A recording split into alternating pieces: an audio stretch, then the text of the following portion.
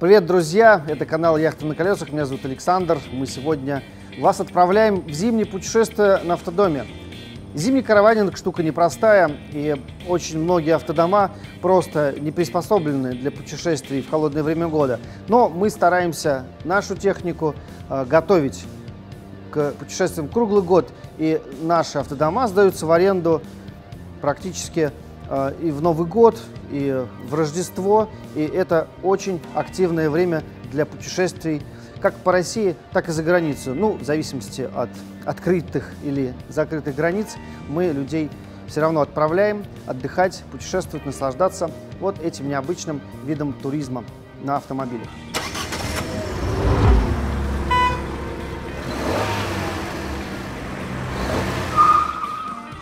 Есть целый ряд советов для владельцев автомобилей по подготовке к зимним путешествиям, да и просто к зимней эксплуатации автомобиля.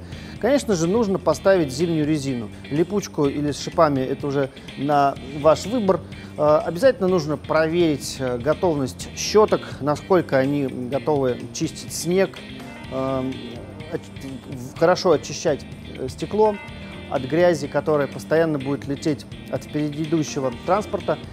Разумеется, важно обратить внимание на правильную заправку автомобиля. Если у вас дизельный двигатель, то, конечно, нужно внимательно следить за температурой на градуснике и вовремя перейти на зимний дизель. То есть в последние, скажем, недели поездок на летнем топливе нужно готовиться к тому, что вот-вот ударит мороз, и вы можете оказаться в ситуации, когда автомобиль у вас на летней солярке просто не заведется. Поэтому в последние недели, когда продается летнее топливо, не стоит заправлять полный бак, чтобы не пришлось его срочно выкатывать.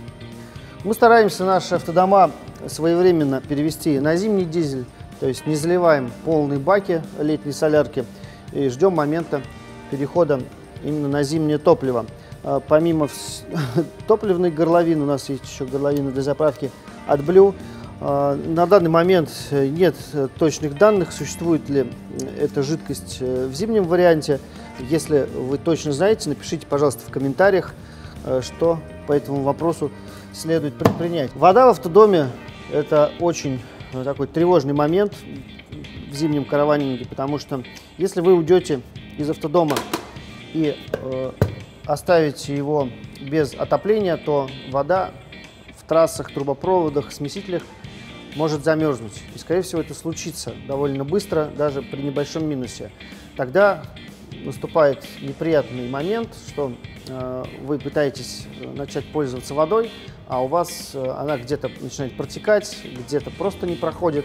То есть очень важно автодом правильно заморозить. То есть перед тем, как уйти из автодома, нужно полностью слить воду изо всех цистерн, открыть все клапаны. Об этом вам подробно расскажут на нашем инструктаже перед выездом автодома из гаража «Яхта на колесах». Зимой мы стараемся заранее подключить автодом, скажем, к питанию, зарядить аккумуляторы и включить печь отопления, чтобы вы выезжали уже в прогретом автодоме с заправленной водой. После этого, если действительно температура сильно ниже нуля, автодом желательно оставлять теплым, либо замораживать, как я сказал выше, предварительно слив всю воду. Значит, на модели, которую мы сегодня с вами рассматриваем, установлена дизельная система отопления Truma. Это очень удобный вариант именно для эксплуатации в зимнее время. Топливо дизельное не замерзает, в отличие от газа, и обеспечивает вас теплом круглосуточно. Особенность печи Truma в том, что она потребляет больше электроэнергии. Для этого мы установили еще один дополнительный аккумулятор в салон. По поводу туалета. Ничем не отличается использование этого оборудования летом и зимой. Кассета обычно находится в теплом месте. Вот здесь у нас рядом с туалетным отсеком располагается печь, поэтому кассета всегда теплая, поэтому добавлять туда какой-то антифриз и еще какие-то подобные вещи не нужно. Но если вы уходите из автодома и оставляете его без отопления, то кассету нужно обязательно слить, чтобы содержимое его не замерзло. Вот все особенности зимней эксплуатации про туалет. Мы стараемся, чтобы клиенты у нас уезжали с 2 полными баллонами. Но газ бывает заканчивается внезапно, потому что отсек проветривается, соответственно, здесь практически температура так же, как и на улице. Тут что может быть вам полезным? Это специальное устройство, которое помогает вам определить остаток газа в баллоне и, соответственно, вовремя переключить с одного баллона на другой, чтобы не пришлось ночью вставать и делать это где-то часа в 4 утра в халате по снегу, да, выходить из дома и заниматься замерзающими руками вот этой процедурой, да, откручивать шланг с одного баллона, переключать на другой и так далее. На свои автодома караванеры часто устанавливают различное зимнее оборудование, ну, допустим, редуктор с подогревом. Кто-то утепляет отсек, подводит сюда тепло из системы отопления. Может быть, какие-то рубашки ставят сюда теплые, чтобы баллоны не перемерзали. Неплохо показал себя специальный датчик, который примагничивается к дну баллона и через приложение показывает вам остаток смеси пропан-бутан. Но особенность здесь в том, что пропан может испаряться где-то начиная от температуры где-то минус 38 градусов, а бутан замерзает где-то при минус 2 и уже из баллона не испаряется, просто превращается в жидкость. Поэтому часто бывает, что пропан выгорает, и у вас где-то четверть, а может быть даже и треть баллона остается с бутаном, который, к сожалению, при минусовой температуре дожечь не получится. Нужно переносить баллон в теплую какую-то комнату, может быть, ставить в багажник, но с осторожностью все это делать, потому как при, скажем, повышении температуры давление в баллоне возрастает. Так что тщательно закручивайте баллоны и не допускайте, чтобы газ вдруг скапливался в каком-то закрытом помещении. То есть они хранятся только в проветриваемом месте, как вот, допустим, этот отсек, либо какое-то помещение у вас там вне автодома. Все автодома в прокатном парке построены на базе Fiat Ducato, соответственно, имеют передний привод. Для зимы это хорошо, нет, скажем, такого большого риска, что при сильном нажатии на педаль газа вы уйдете в занос. Скорее, наоборот, автомобиль выравнивается, если вы поддаете газу, но важно всегда помнить, что автомобиль весит практически 3,5 тонны в загруженном состоянии, поэтому после того, как вы выехали за пределы площадки яхты на колесах, пожалуйста, проверьте, как работают тормоза, как машина ведет себя в поворотах, постарайтесь не превышать скорость и понять, как техника чувствует себя на дороге, насколько вы понимаете, как она поворачивает, тормозит, разгоняется и насколько хорошо входит в повороты именно в тех местах, где может быть скользко или вообще чистый лед. Благодаря системе трубопроводов тепло в автодоме распределяется равномерно, но при сильных морозах все равно могут быть холодными углы, стыки именно мебели где-то в углах. Там иногда даже может скапливаться конденсат, но это когда термометр опускается где-то минус 15-20 и ниже. Тогда да, есть такое явление, как конденсат, и он начинает в некоторых местах автодома замерзать.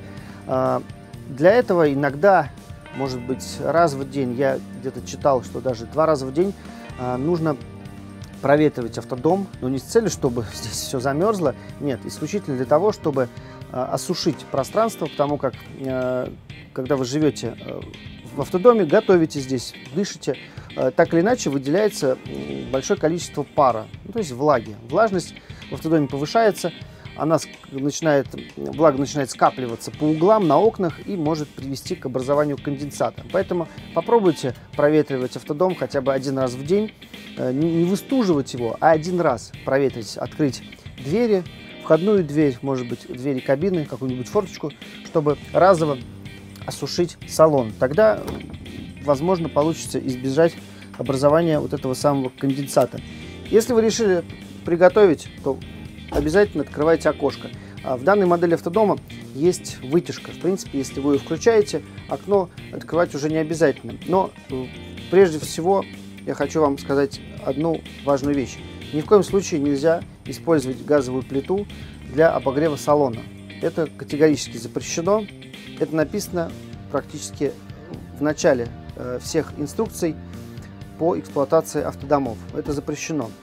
Более того, если вы используете газовое оборудование в автодоме, то обязательно перекрывайте клапаны, которые вам в какой-то момент времени не нужны. Допустим, если вы закончили пользоваться газовой плитой, перекрывайте и все, и больше не переживайте по этому поводу. Если не используете холодильник, тоже можно перекрыть подачу газа в него. Поскольку здесь у нас установлена система отопления от дизеля, то здесь остается всего лишь два потребителя: холодильник и газовая плита. Больше газ ни на что не расходуется. Окна и люки в автодомах оборудованы термошторами. На зиму, конечно, лучше закрыть, и это немножко, но все-таки сократит потери тепла, которые возможны через окна. Все окна двойные, тем не менее термоштора помогает вам сохранить тепло в автодоме. Это касается и люков. Если у вас долгая стоянка и вдруг ударил мороз, закрывайте люки на термошторы. Во всех автодомах обязательно есть штора, которая закрывает боковые и лобовое стекло. А в данном случае у нас боковые окна закрываются вот на такую тряпочку, а лобовое вот на такую гармошку. Зимой обязательно нужно это закрывать, потому что через стекла происходит самая большая, наверное, доля потери тепла из автодома. Вообще кабина – это холодное место во время зимнего караванинга, поэтому если есть возможность, используйте специальные термоматы, которые ставятся на окна либо внутри, либо одеваются полностью на кабину снаружи. Это сохраняет, не знаю, в несколько раз потери тепла во время зимнего путешествия на автодоме. Зимой очень важно контролировать остаток зарядки в аккумуляторах. Вот в данной модели автодома у нас сенсорный пульт, который вот сейчас показывает 12,1 вольта именно в салонном аккумуляторе. Зимой расход топлива, расход электричества увеличивается, потому как система отопления работает круглосуточно. Если вы стоите без подключения к внешнему источнику питания, регулярно посматривайте, сколько вольт у вас осталось в салонном аккумуляторе. Если показания уже снижаются ниже 10-11 вольт, то можно включить зажигание автодома и 1-2 по возможности, и может быть даже 3 часа позаряжать салонные аккумуляторы. Если у вас есть возможность подключиться к внешнему генератору или городской сети, то, конечно, этого делать уже не нужно. Но в любом случае проверяйте зарядку аккумуляторов, чтобы не оказаться в неловкой ситуации где-то посреди зимы с разряженной батареей и без возможности запустить двигатель. У меня есть богатый опыт путешествий именно зимой на Fiat Ducato. Важно, наверное, все-таки время от времени прогревать двигатель, даже если вы стоите с подключением к внешнему источнику питания, лучше двигатель проворачивать, особенно если показания термометра опускаются ниже 10-15 градусов мороза. Уж тем более двигатель нужно почаще запускать, если вы стоите без подключения к 220 вольт. Однажды в Карелии я припарковался во дворе на автодоме и утром не смог завести двигатель. Пока аккумулятор хороший, новый, конечно, он будет держать заряд и при минусовых температурах, даже при глубоком минусе. Но если он уже походил какое-то время, год-два, то емкость у него значительно уменьшается. Поэтому, если собираетесь зимой путешествовать, вот внимательно посмотрите, насколько хорошо у вас держит аккумулятор. Если есть сомнения, то все-таки старайтесь его держать в заряженном, в бодром состоянии. Если уходите из автодома надолго, то, может быть, стоит снять аккумулятор и занести его в теплое место. Покупайте хорошую незамерзающую жидкость для стеклоомывателя. Старайтесь использовать систему отопления салона, скажем, максимально. Ну что ж, друзья, зимний караванинг штука интересная, но требует от вас собранности и повышенного внимания к технике. Поэтому все, что знал, я вам сегодня рассказал. Если у вас есть собственные замечания на основе своего собственного опыта, с удовольствием обсудим это в комментариях. Мы стараемся давать вам действительно подготовленные к зиме автодома. Пожалуйста, приезжайте, смотрите, задавайте дополнительные вопросы и путешествуйте. Это канал «Яхта на колесах». Меня зовут Александр Епифанцев. До новых встреч. Пока.